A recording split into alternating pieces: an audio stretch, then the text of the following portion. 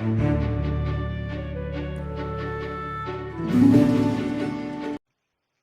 sebelum melakukan pembelajaran pada hari ini, alangkah baiknya kita berdoa terlebih dahulu. Berdoa dimulai. Berdoa selesai. Hari ini kita akan membahas tentang apa? Tentang virus ya. Waktu kemarin kita udah belajar tentang apa? Ini ilmu biologi. Iya, cabang-cabang ilmu biologi. Salah satunya itu cabang ilmu biologi ada virologi. Virologi itu apa? Alisya? Ini bukan sih Pak yang bahas virus gitu, ilmu cabang yang bahas virus. Virus, ya benar sekali. Iya.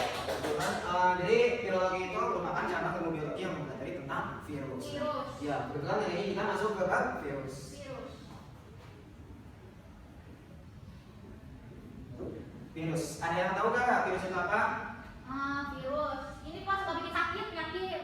Sebelum kita masuk ke pembahasan yang lebih mendalam tentang virus, kita akan membahas tentang sejarahnya dulu nih. Kita harus tahu dulu nih, virus itu berasal dari. Baik, sebelum masuk ke pembahasan lebih mendalam tentang virus, kita akan belajar tentang sejarah. Baik, sebelum membahas mendalam tentang virus, kita akan membahas terlebih dahulu tentang sejarah dari virus.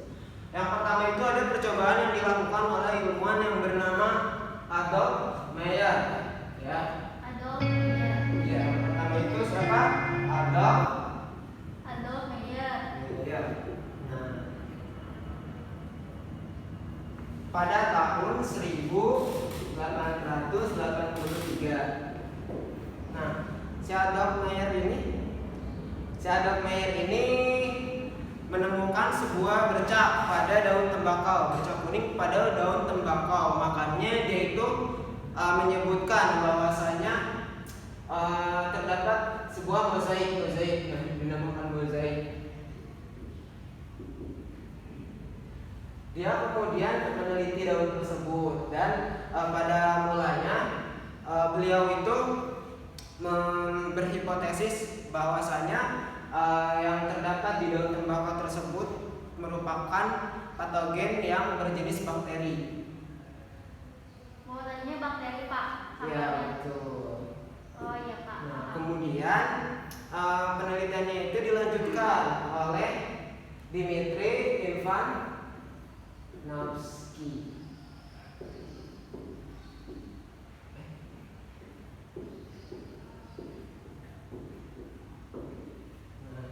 Pada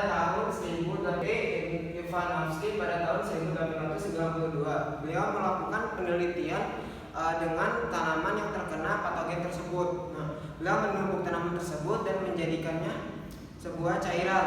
Setelah disaring menggunakan saringan bakteri yang disebut sebagai Chamberlain. Nah, beliau kemudian menyemprotkan cairan tersebut ke sebuah tanaman yang hidup dan kemudian tanaman tersebut menjadi atau terkena penyakit yang serupa. Nah, kemudian yang ketiga itu penelitiannya dilanjutkan oleh Martinus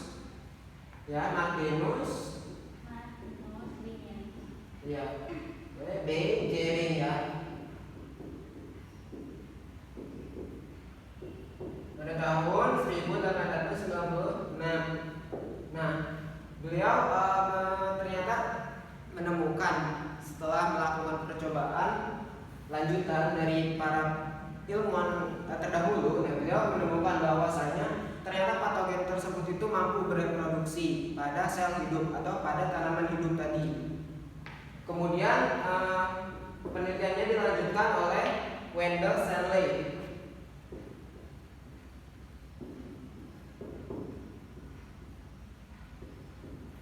Nah, beliau inilah yang kemudian menemukan bahwa ternyata si patogen tadi atau yang tadinya dianggap sebagai bakteri tersebut ternyata itu dapat dikristalkan. Nah, ternyata. Oke, ada yang mau ditanyakan tentang sejarah virus? Paham Pak? Udah paham ya? Ya. Kemudian kita lanjut ke ciri-ciri virus. Nah, ciri-ciri virus, ada yang tahu nggak ciri-ciri virus itu apa aja? Aku Pak. Siapa? Aku Alicia. Alicia, oke Alicia, ciri-ciri virus itu apa aja? Ukurannya kecil Pak. Ya, salah satunya itu ukurannya kecil. Ya. Mikroskopis ya. Ya, Pak. Nah, benar sekali apa yang dikatakan Alicia, bahwasanya virus ini ukurannya itu mikroskopis atau ukurannya itu sangat kecil ya, berkisar antara 20 sampai 300 nanometer. Nah, kemudian ciri yang kedua itu aseluler. Tahu nggak apa itu aseluler? Itu bukan Pak, dia nggak punya sel. Iya, benar sekali. Jadi virus tidak memiliki sel, tidak memiliki sel atau inti sel juga, dia tidak memiliki nukleus atau inti sel juga. Kemudian yang selanjutnya, ciri selanjutnya itu virus memiliki asam nukleat nih. Asam nukleat. Nah, virus memiliki asam nukleat sebagai materi genetik. Nah, dalam virus itu terdapat salah satu asam nukleat, yaitu dia memiliki DNA atau RNA ya. Nah, kemudian yang ciri selanjutnya yaitu bentuknya itu beragam. Jadi virus itu banyak bentuknya ya.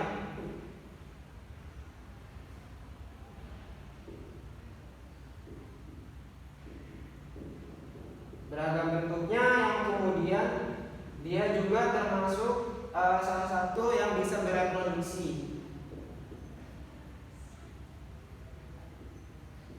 Kemudian dia tadi menurut penelitiannya Stanley tadi dia dapat dikristalkan ya.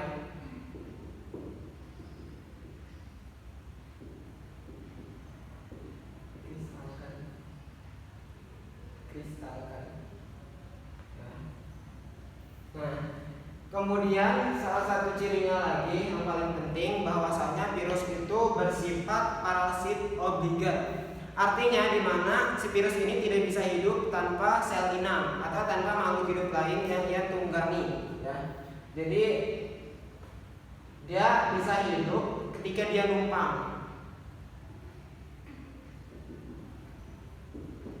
Dan virus itu termasuk suatu yang labil. Kenapa dikatakan labil? Karena dia itu bisa dikatakan makhluk hidup dan juga bisa dikatakan benda mati. Makanya dia disebut sebagai apa? Meta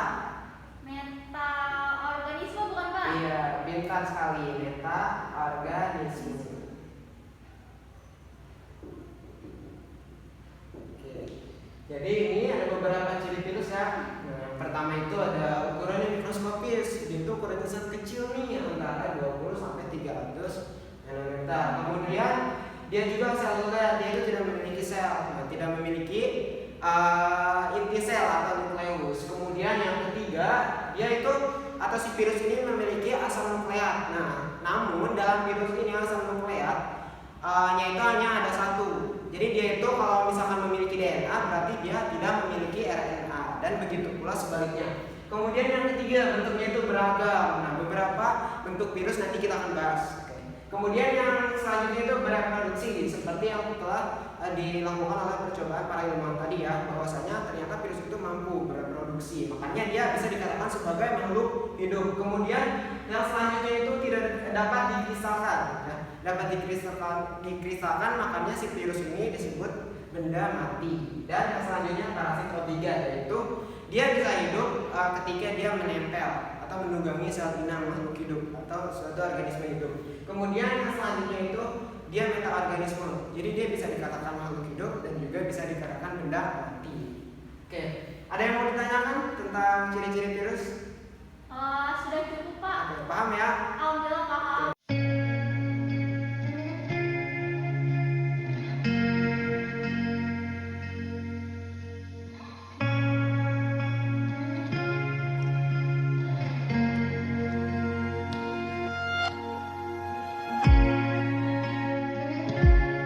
Oke, kemudian kita akan melanjutkan ke bentuk ya.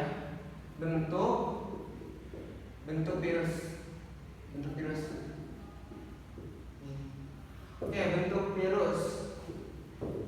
seperti yang udah dijelasin tadi ya, bahwasanya bentuk virus itu beragam. Salah satu bentuk virus itu yang pertama itu ada yang berbentuk tabung ya. Contohnya itu virus TNV atau yang tadi ya, yang menyerang si onbu. Kemudian yang selanjutnya itu bentuknya bulat.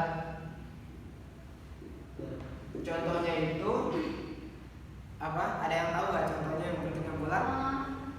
Virus influenza. Iya, betul sekali. Jadi contohnya itu ada virus influenza dan HIV. Nah, virus influenza ini virus yang menyerang sistem pernapasan, dan kemudian si HIV ini menyerang sistem hormon ya dalam tubuh. Kemudian yang selanjutnya yang ketiga itu bentuknya apa? Ada yang tahu? Polyhedra atau polyhedris ya, sama aja. Oke, bentuknya polyhedra atau polyhedris. Contohnya apa? Ada yang tahu? Contohnya adenovirus, ya. Pak. Nah, adenovirus yaitu virus yang menyerang sistem pernapasan. Oke. Kemudian bentuk selanjutnya itu ada yang berbentuk seperti huruf T. Ya kan? Pernah lihat nggak bentuk huruf T? Oh iya, Pak. Iya, bentuk huruf T. Dia itu termasuk salah satu virus yang kompleks nih, karena memiliki beberapa susunan dalam tubuhnya itu, dalam tubuh si virusnya. Nah, salah satu contohnya dari virus ini, contohnya yang paling umum ya, yaitu virus bakteriofag. Iya, virus yang menyerang bakteri ya. Ya, Pak. Baik, apabila tidak ada yang dipertanyakan, kita akhiri pertemuan hari ini. Berdoa dipersilahkan. Berdoa selesai. Terima kasih.